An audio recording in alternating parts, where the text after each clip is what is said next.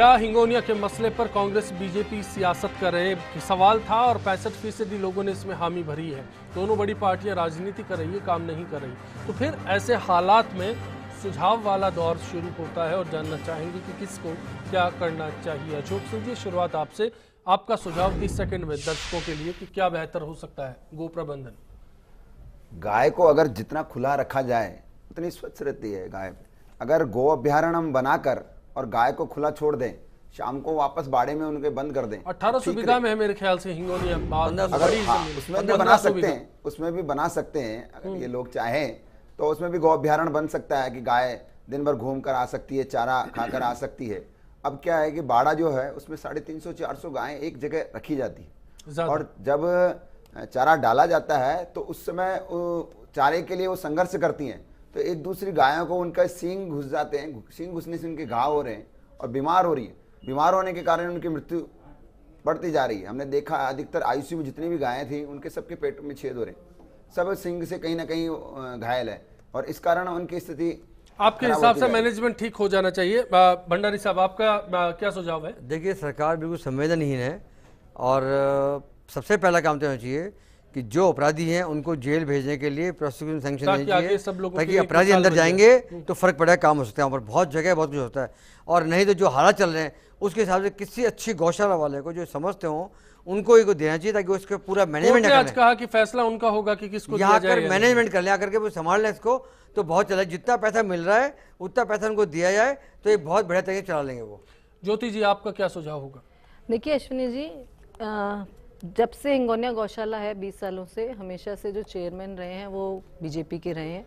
BJP का एक नीतियां रही हैं धर्म और गौ माता को लेकर के, इसलिए उनकी नीतियां रही हैं। इसलिए यहाँ पर सबसे पहले तो सरकार को अपनी जिम्मेदारी मानते हुए संवेदनशीलता दिखाते हुए, जिसकी अभी बिल्कुल कमी नजर आ रही है, क्योंकि आप चाहे मंत्रियों के बयान देख लें, एक दूसरे पे आरोप लगाते हुए कि हमारा गौ पालन मंत्रालय का काम था, पशुपालन मंत्रालय का काम था, यूडीएच का ये काम नहीं था, हम तो चाहते थे वो करे, ये चाहते थे हम करे। तो ये जो गैर जिम्मेदार जो बयान आ रहे हैं लगातार, वो निश्चित रूप से बहुत ज्यादा संवेदनहीनता को दिखाते हैं। खासतौर से मुख्यमंत्री जी का वहां पर न जाना और उस स्थिति को न देखना, यथा स्थिति को, उनकी संवेदनहीनता को। तो सबसे एक मिनट मेरा एक और है संवेदनशीलता। और दूसरी बात जो पूनम चंद भंडारी जी ने कही, क्योंकि ये बात सब जानते हैं कि 2006 में जब पिछली बीजेपी गवर्नमेंट थी तब भी एक इसी तरह का चारा घोटाला सामने आया था जो आज तक चल रहा है और वो प्रसंज्ञान में भी भंडारी जी के मनीष जी हर सवाल हर सुई आपकी तरफ है। अब जांच करवा दीजिए, वो बहुत दूध का दूध और पानी का पानी जांच हो गई जी। मनीष जी तो कर ली एसीबी ने, दोषियों को सजा दिला पाएंगे और सरकार बेहतर मैनेजमेंट करेंगे। सरकार अनुमति दे दे जेल ले जाएंगे। मनीष जी, मेरे पास वक्त कम है, फिर आप कहेंगे वक्त नहीं मिला। दोनों बातों में कह दिया है, जांच भी हो गई है और अब वो चले भी जाएंगे। ये तो खुद ही कह रहे हैं गो अभयारण्य हमारे घोषणा पत्र में शामिल है, वही बनेगा और तभी बचेगी गाय। मुझे यही कहना है, माननीय मुख्यमंत्री जी की संवेदनशीलता ही है कि उन्होंने खुद ने आगे बढ़कर गो अभयारण्य को घोषणा पत्र में शामिल किया था। जब वो कल्टीवेट होगा, एग्जीक्यूट होगा तो बात हो जाएगी। गाल नहीं बजाए, विश्व हिंदू परिषद के प्रतिनिधि यहाँ बैठे हैं। मैं तो सिर्फ इनसे एक सवाल पूछना चाहती हूँ, ये हालात अगर कांग्रेस गवर्नमेंट में हुए होते तो क्या ये इतने शांत भाव से यहाँ पर बैठे? चलिए, हो गया वक्त। मैं गोपाल दास महाराज आपका रुख करना चाहता हूँ। बिल्कुल, गोपाल दास महाराज, आपका सुझाव सरकार के लिए क्या होगा? क्या गो सेवा अभ्यारण्य बन जाने चाहिए? अब वक्त ऐसा है जी। बेटी का धन खाने वाला और गाय का धन खाने वाला बहुत कुपित मानसिकता से और बड़ी नीच वृत्ति से देखा जाता है भारतीय समाज में। तो मैं उन सबको सद्बुद्धि देने के लिए भगवान से प्रार्थना करता हूँ और न्यायपालिका में सबकी आस उम्मीद बनी रहे। इसके साथ बधाई देता हूँ कि हाईकोर्ट इसको लेके एक एसआईटी बनाए और जो इसमें एक्यूज हैं उन सब के खिलाफ ठोस कार्रवाई हो, ताकि इस तरह की दोबारा इतनी घृणा जो घटनाएं ना हो। दूसरा, मैं सुझाव दे रहा हूं कि हम ड्रेस से और डिवाइस से बहुत हाई टेक हो गए, लेकिन संपन्नता के साथ सोच अभी भी दरिद्र वाली है।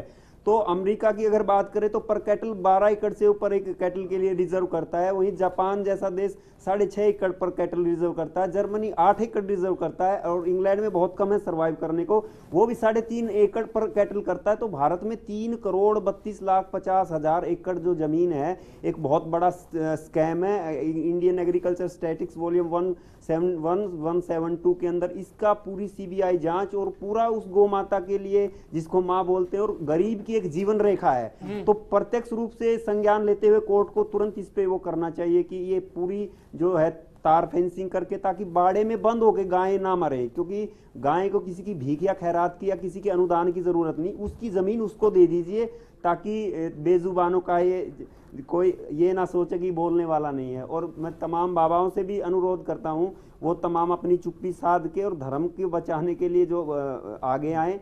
और जो ये स्कैम हुआ, बाबा रामदेव जी भी काले धन वाला अपना जो लेके अपना लेखा जोखा प्रस्तुत कर दें, क्योंकि जनता देख रही है और देर हो चुकी है। In mob grazing, or rotational grazing, you don't need to have so much acres per cow. You can have less than a third of an acre when you combine them and move them in a herd from 1 acre or 5 acres together at a time. It's much better to do mob grazing. Rotational grazing system will help. सुझाव हमारे सामने है, सियासत को भी आपने देख लिया, हालात हैं, सवाल हम करते रहेंगे। फिलहाल के लिए आप सभी का बहुत बहुत शुक्रिया। इसी उम्मीद के साथ आपसे विदा लेना चाहेंगे कि आने वाला कल सबके लिए, साथ साथ गायों के लिए भी आज से बेहतर साबित हो। एक नया गीत है यूं ही उसके साथ। नमस्कार।